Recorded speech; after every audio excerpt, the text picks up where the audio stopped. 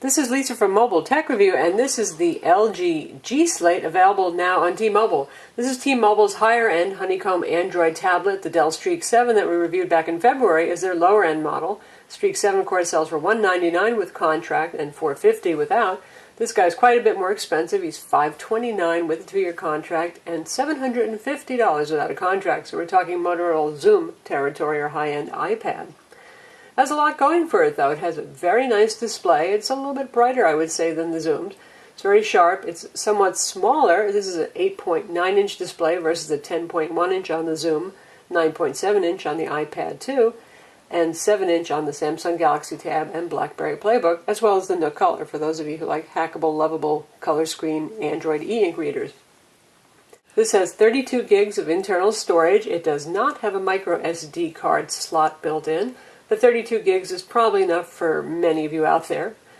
And we've got a front-facing video chat camera over here, oddly placed in the left-hand corner, just so people can get a good look at your left ear when you're video chatting.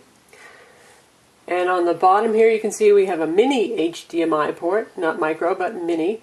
And we have a micro USB port here, some charging pin, looks like for a dock accessory most likely. And on the back we've got a look that's similar to the LG G2X on T-Mobile that we recently reviewed here.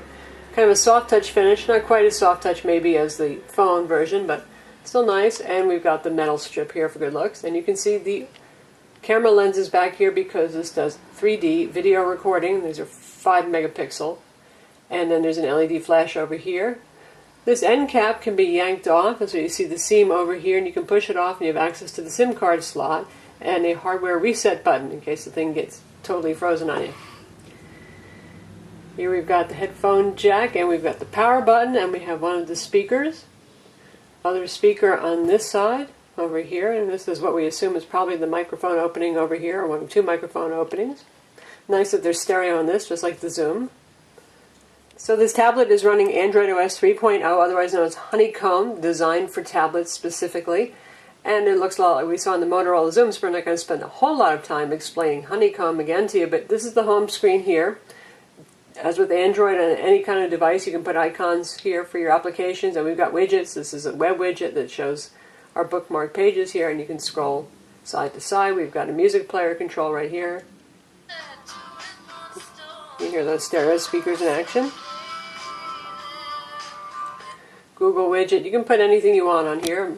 Among available widgets, plenty of home screens to use. And we've got a CNN widget here. And there is no hardware home button with Honeycomb. You've got a home button right down here. This menu bar down here is always pervasively available no matter what application you're in. You've also got your back button here, and this is your multitasking button that shows what's running. We've just rebooted this, so we only have just the desktop running right now. If you want to get to your apps, you tap over here. And T-Mobile doesn't clutter this, and this is just a pure Honeycomb experience without customization, so there's not a lot of apps on here. We've already added some. We've got T-Mobile TV on here, which we're going to show you, and Double Twist is included as well in the 3D camcorder application. And other than that, we've got pretty much a standard experience, and we've got our Quick Office as well on board. And this is Quick Office HD, which is pretty excellent because it really makes use of the big screen. So this has Wi-Fi, 802.11b, G, and Bluetooth, and it has 3G and 4G HSPA Plus on T-Mobile's bands. T-Mobile, of course, is proud of the fact that this is the first 4G tablet on the market. It seemed like the Zoom was going to be, but since that has to get sent back in for a hardware LTE upgrade, it didn't quite make it. However, LTE probably will be faster in the end than T-Mobile's 4G, but hey, we're not complaining. HSPA Plus in our area really rocks, and we're getting about 6.5 megs down and a meg upload speeds with this, according to speedtest.net. In terms of speed and response, it seems just slightly slower than the Zoom, which is funny because it's running on the same dual-core NVIDIA Tegra 2 1 gigahertz CPU.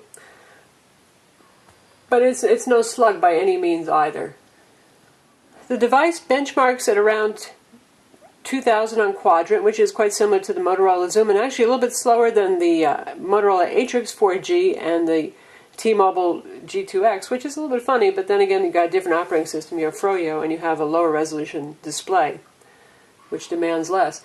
This is an 8.9-inch 1280 by 768 pixel display, 768 pixels being a little bit shorter than the Motorola Zoom's 800 pixel display, but overall the resolution is higher and obviously more widescreen orientation than the iPad, which is 1024 by 768 pixels.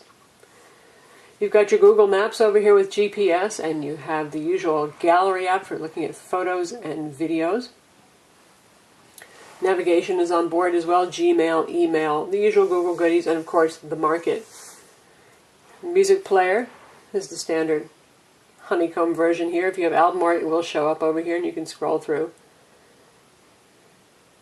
We'll go over the song we've been listening to previously.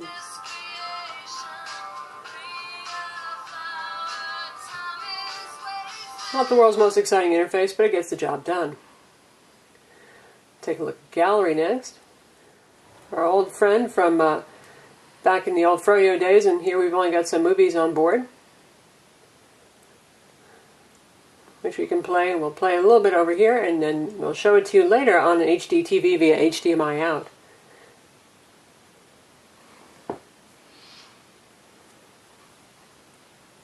And this is a full 1080 video, so it's pretty demanding stuff to play.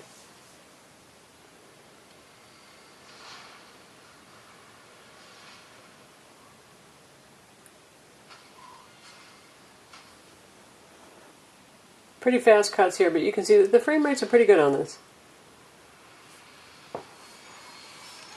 And again, we'll take a look at this on big screen TV where the frame rates are actually more solid and lip sync a little bit better. Since this is a Tegra 2 dual-core CPU, it's quite good at gaming. We have Need for Speed Shift here, which we're actually going to show you via HDMI on the big screen TV. And you can look at Tegra Game Zone to see some of the other 3D games that are available. It holds its own against the iPad already. It's pretty impressive. Of course, not nearly the selection of application titles yet that you have available for the iPad, including games, but what there is very high quality. Then we're going to do a little device comparison here. First, we'll compare it to the 7-inch Blackberry Playbook in terms of size and screen quality. You can see the Blackberry Playbook really has one of the nicest displays I've ever seen on a tablet. And obviously the Playbook is smaller and more portable. And the Galaxy Tab 7-inch is actually a little bit smaller even than the Blackberry Playbook. We have the Nook Color up here, everybody's favorite hackable little Android $249 tablet. And we have the brightness turned down right now in the Nook Color because we've been using it for reading, but brightness-wise, they're pretty much equal, and the Nook has a very nice display. Obviously, the Nook, unless you want to hack it and unlock it, doesn't give you the full Android experience, but in terms of portability and size, you can see the difference. And right now we have the screen brightness turned down in the Nook Color for better ebook reading, but you can see size-wise, and some people do like to buy the Nook just to hack it and use it as a good Android tablet. And now we've got it next to the Granddaddy 10.1-inch Motorola Zoom up top, and as you can see, the screen is a little bit brighter on the LG. That's one complaint we have with the Zoom, that you really can't crank the brightness up super high. And the Zoom has slightly higher resolution. But other than that, you can see they're both pretty large tablets. And for our final comparison, we have it here with the iPad 2 with its 9.7-inch display, which of course also means a bigger device. The iPad 2 is a little bit thinner, and the LG G-Slate is about a half an inch thick, so it's more similar to the thickness of the original iPad. What does this have over the Motorola Zoom? It has a 3D recorder for video. I'm not really sure that that's really a great selling point, not much more than a gimmick, to be honest. That wouldn't really sway my decision. Other than that, it also comes down to what carrier you want to use. If you're a T-Mobile customer and you enjoy T-Mobile service, then obviously the LG is a better choice for you. If you want an even bigger screen, the Zoom is a good choice. If you prefer Verizon, the Zoom is a good choice. If you prefer Wi-Fi only, the Zoom is perhaps a better choice. That doesn't mean we don't like the LG. We think it's quite a nice tablet. It's well made, has great high-end specs. Certainly it's a very good contrast to the Dell Streak 7 for those of you who have more money to spend on Android tablet. And you can do lots with this between using something like Quick Office HT. If you get the full version, it allows you to view, create, and edit Office documents. You can play video out via HDMI on this. You can take it down the road and watch plenty of video with 32 gigs of storage.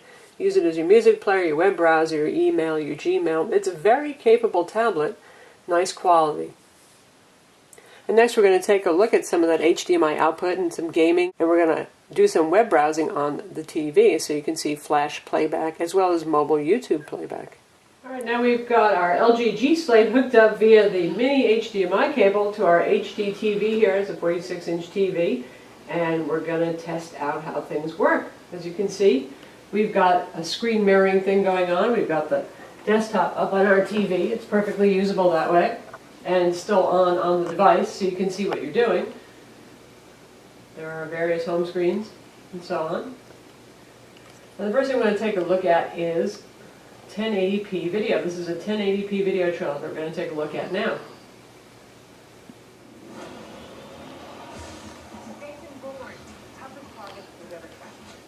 So now we've got 1080p video playing out, both video and stereo audio. This is heading into our HDMI receiver right here that then plugs into the TV.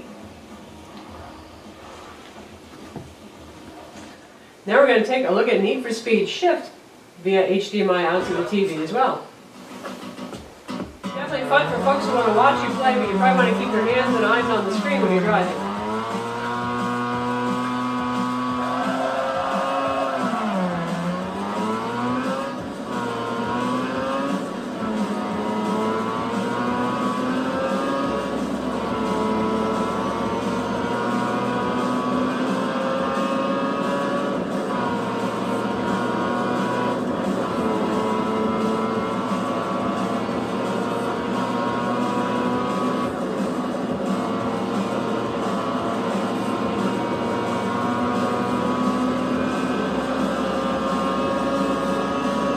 Pretty smooth, even over HDMI out.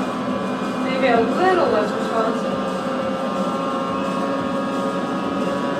And now we're going to look at some flash playback by visiting the YouTube website. It seems that Google now has a customized version of the YouTube website that's suitable for Honeycomb. So this is high quality YouTube. This is not actual flash. This is mobile version, high quality for Honeycomb. It's really good. Looks like 720p to me. At least.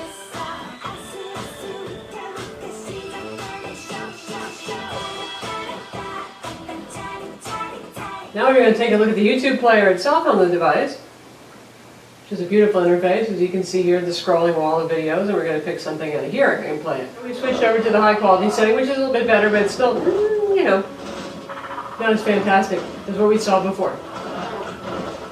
Now we're back in the web browser. We're going to look at a full flash video. This is our video review of the Blackberry Playbook, so this will be actual real Flash 10.2 playing.